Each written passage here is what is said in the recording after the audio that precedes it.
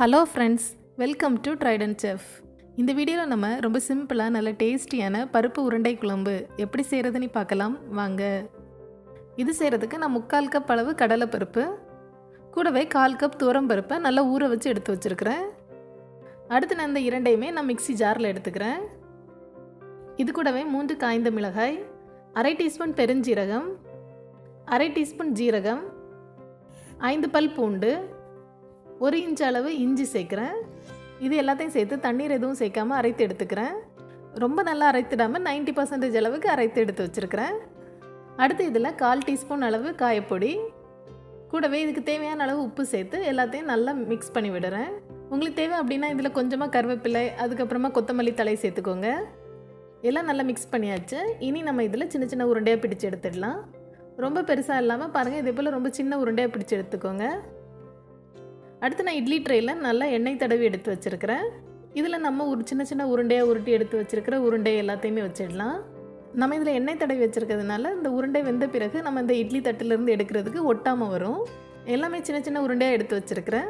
அடுத்து 1/4 கப் போல் உள்ள பருப்பை நான் உருண்டை பிடிக்காமல் வச்சுருக்கிறேன். இதை நம்ம குழம்புல டேரெக்டாக சேர்த்துட்டோம் அப்படின்னா குழம்போட திக்னஸ் நல்லாயிருக்கும். அதனால கொஞ்சமாக உருண்டை பிடிக்காமல் எடுத்து வச்சுருக்கிறேன். அடுத்து நம்ம இட்லி தட்டில் வச்சுருக்கிறத வேக வச்சிடலாம். நம்ம இதை வேக வச்சுட்டு அதுக்கப்புறமா அந்த குழம்புல சேர்த்தோம் அப்படின்னா உருண்டை உடையாமல் சூப்பராக வரும். அதனால லைட்டாக வேக வச்சுட்டு அதுக்கப்புறமா குழம்புல சேர்த்துக்கோங்க. 10 நிமிடம் போல் நான் இதை வேக வச்சுருக்கிறேன். உருண்டை எல்லாமே ரெடி ஆகிடுச்சு. இது இருக்கட்டும். இனி நம்ம உருண்டை குழம்பு செய்ய ஸ்டார்ட் பண்ணிடலாம். அதுக்கு ஸ்டவ்வில் பேன் வச்சு அதில் 1 டேபிள் ஸ்பூன் அளவு எண்ணெய் எடுத்துக்கிறேன்.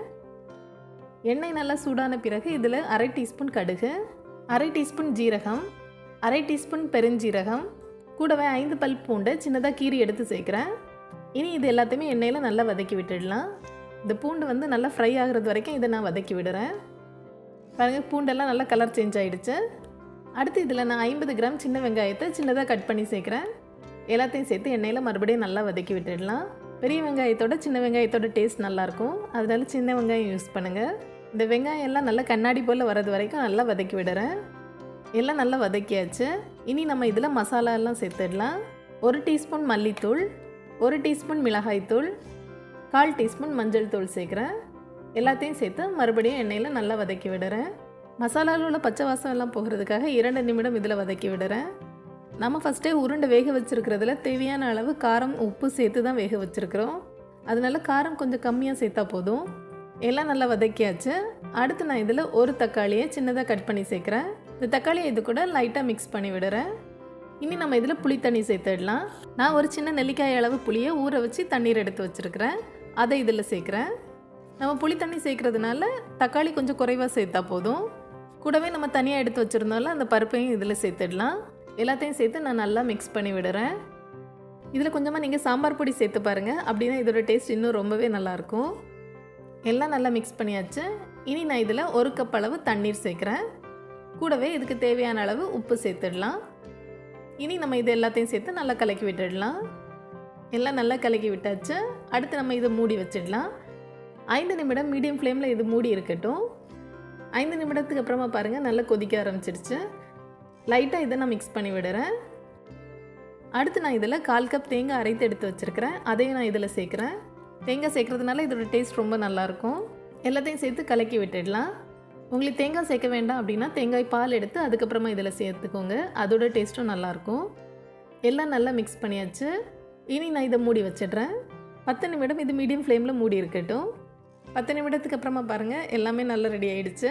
மறுபடியும் இது எல்லாத்தையுமே நல்லா மிக்ஸ் பண்ணி விடுறேன். அடுத்து நம்ம வேக வச்சு எடுத்து வச்சுருக்கிற உருண்டை எல்லாத்தையுமே இதில் சேர்த்துடலாம். எல்லா உருண்டையும் இதில் சேர்த்த பிறகு இதில் கொஞ்சமாக கருவேப்பிலை போடுறேன். இனி நம்ம இதை மூடி வச்சிடலாம்.